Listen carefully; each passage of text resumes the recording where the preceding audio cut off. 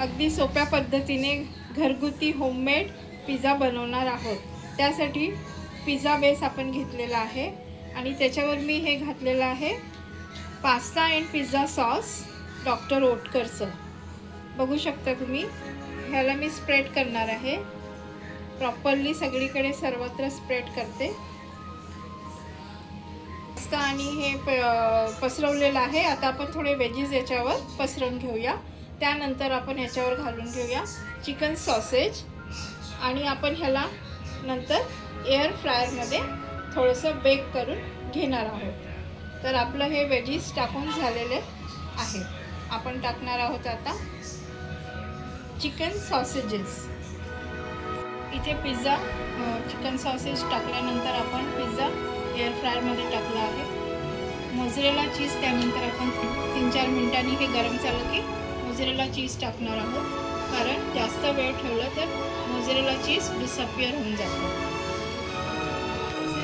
टाकल्यानंतर मी त्यावर थोडा मॅजिक मसाला स्प्रिंकल करणार आहे, अगदी थोडा। टाकल्यानंतर आपण पिझ्झाला एअर फ्रायमध्ये 3 ते 4 मिनिटांसाठी आपण थोडं हलकं गरम करून घेणार आहोत। त्याला बाहेर काढून घेतल्यानंतर आपण त्याच्यावर टाकणार आहोत मोझरेला चीज, कारण हे मोझरेला चीज याच्यावर टाकलं तर ते चिपकून जातं, म्हणून पिझ्झाला बाहेर काढल्यानंतर आपण मोझरेला चीज त्याच्यावर घालणार आहोत। पिझ्झा आता एअर फ्रायमध्ये व्यवस्थित गरम झाला आहे। आपण आता याच्यावर घालणार आहोत,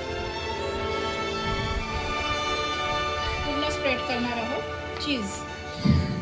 व्यवस्थित चीज सर्वत्र पसरवून घ्या। पिझ्झावर आपण परत मोझरेला चीज हे पसरवून घातलेलं आहे। आता ह्याला आपण परत 3-4 मिनिटं हलकं गरम करणार आहोत।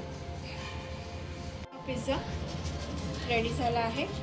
एअर फ्रायमधून आपण बाहेर काढला आणि त्यावर मी आता स्प्रिंकल करणार आहे ऑरेगॅनो आणि चिली फ्लेक्स।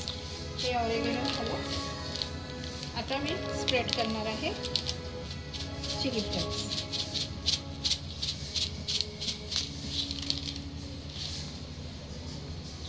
तर आता हा आपला homemade spicy and tasty pizza तयार झालेला आहे। जर व्हिडिओ आवडला असल्यास लाईक, सबस्क्राईब आणि शेअर करा।